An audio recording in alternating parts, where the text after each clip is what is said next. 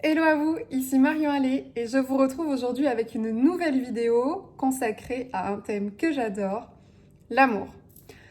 Alors l'amour, on en a besoin pour énormément de choses. On en a besoin pour être en lien avec les autres, on en a besoin pour être en vie, on en a besoin pour mener à bien des projets, on en a besoin pour se ressourcer, bref, on a toujours besoin d'amour.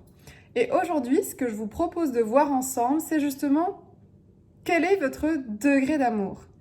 Pour ça, je vous propose de passer en revue les 5 langages de l'amour. Donc vous en avez peut-être entendu parler, vous avez peut-être même lu l'ouvrage à propos donc, des 5 langages de l'amour qui est initialement dédié, donc qui s'adresse à la base aux relations de couple principalement et qui permet de déterminer quel langage de l'amour j'ai envers mon partenaire, quel langage de l'amour mon partenaire a envers moi, ou même dans toute relation impliquant une forme ou une autre d'amour. Donc finalement, dans tous les liens de notre vie, que ce soit des liens familiaux, amicaux, professionnels, etc.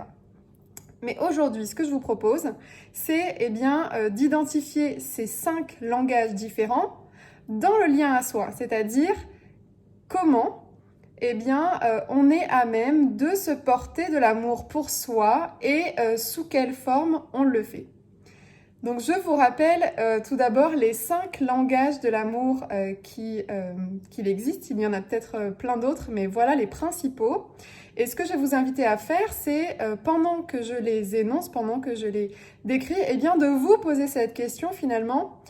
Est-ce que je pratique, est-ce que j'exprime ce langage de l'amour envers moi? Et sinon, comment est-ce que je pourrais commencer à le pratiquer? Donc vous pouvez vous munir de quoi écrire, donc feuille, stylo, carnet, peu importe ce qui vous convient.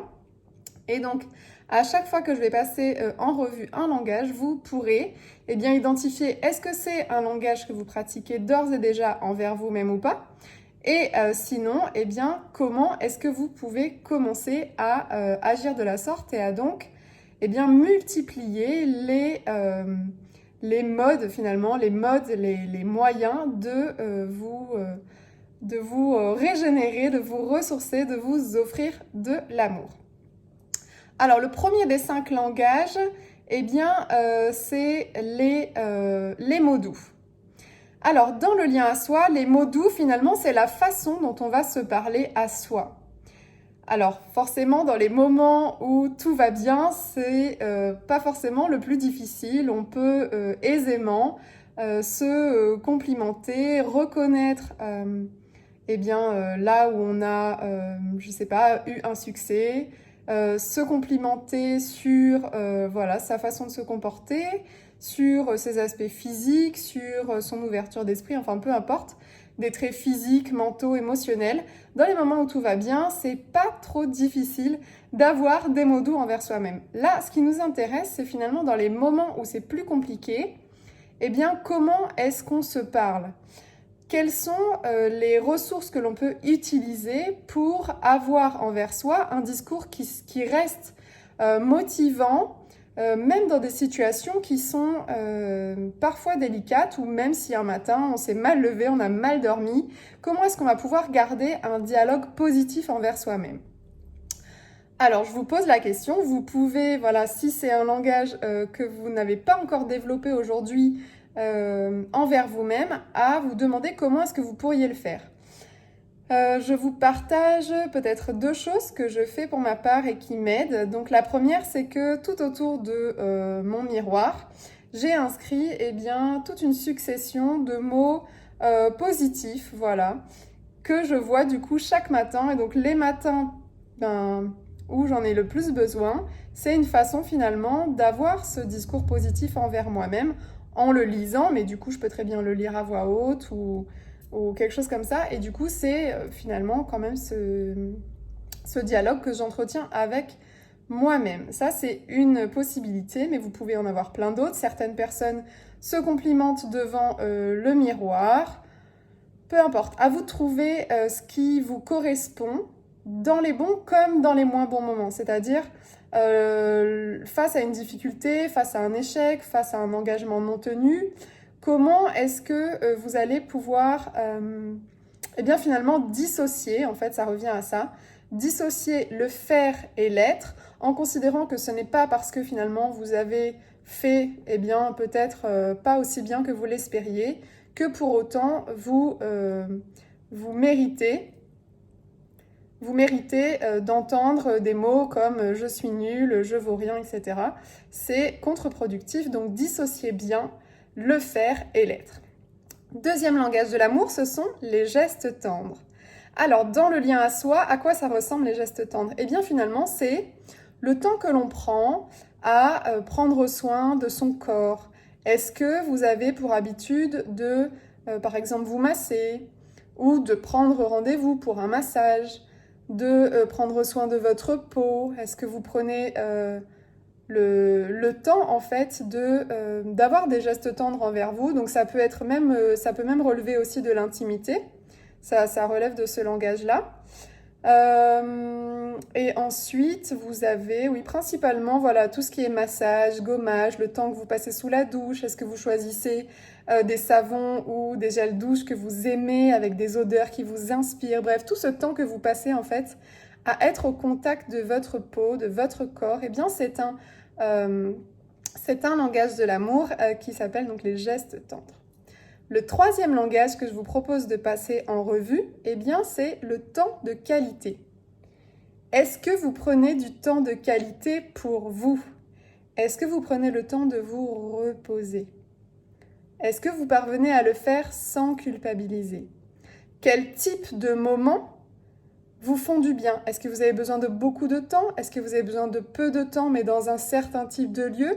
Est-ce que vous avez besoin de faire un certain type d'activité pour que ce soit finalement du temps de qualité que vous vous accordez à vous-même? Identifiez qu'est-ce que pour vous, qu'est-ce qu'est du temps de qualité selon vos termes à vous, selon vos besoins, et identifiez 3 actions concrètes que vous pouvez faire d'ores et déjà dans votre vie au quotidien, des actions simples qui vont vous permettre donc de prendre ce temps de qualité pour vous et donc d'accroître votre niveau d'amour pour vous-même. Le quatrième langage de l'amour maintenant, eh bien, c'est les cadeaux, les présents. Est-ce que vous vous autorisez à vous offrir des cadeaux? Y compris lorsque, a priori, rien, on pourrait faire le parallèle avec ça, rien ne le justifie. Mais si, en fait, ce qui le justifie, c'est le fait que c'est un des langages de l'amour et c'est une façon pour vous de vous porter de l'amour que de vous faire des cadeaux. Alors, peu importe, c'est pas forcément des gros montants, c'est pas forcément souvent. Ce qui est important, c'est ce que ça va vous apporter derrière.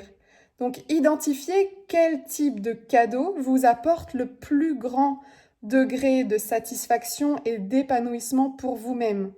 Identifiez. Vous pouvez passer en revue les cadeaux qu'on vous a offerts ces dernières années, à Noël, à votre anniversaire, etc. Et vous demander finalement quels sont ces cadeaux qui m'ont fait le plus plaisir. Alors après, vous pouvez switcher avec plusieurs langages de l'amour et vous dire par exemple, ah bah voilà, me faire un cadeau et passer du temps de qualité, eh bien ça peut être passer une journée au spa avec des amis. À ce moment-là, eh bien vous voyez qu'on va coupler plusieurs langages de l'amour et donc on va pouvoir y répondre en une seule action et ça va venir nourrir 3 langages de l'amour d'un coup.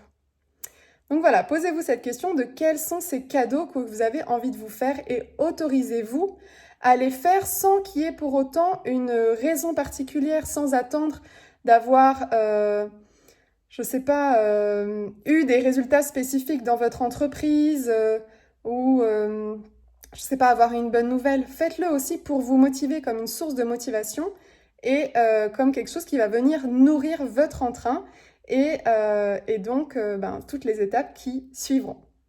Enfin, dernier langage de l'amour, donc le 5e, et celui-ci, c'est les services.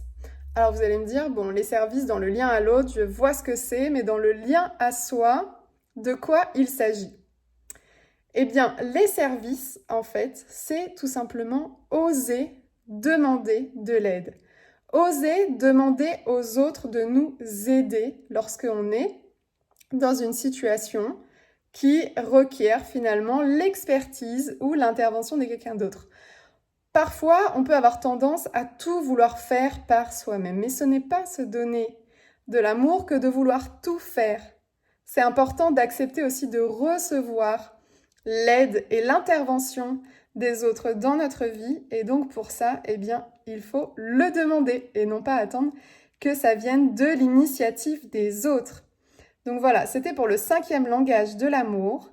J'espère que ça vous a éclairé sur la façon dont vous vous aimez et aussi les moyens que vous pouvez utiliser en plus dans votre vie dès aujourd'hui pour accroître ce niveau d'amour et en faire profiter vos projets, votre vie, vos proches, mais surtout vous-même. Voilà, sur ce, je vous retrouve très vite pour une prochaine vidéo. N'oubliez pas à vous abonner à la chaîne et je vous dis à demain. Bye bye!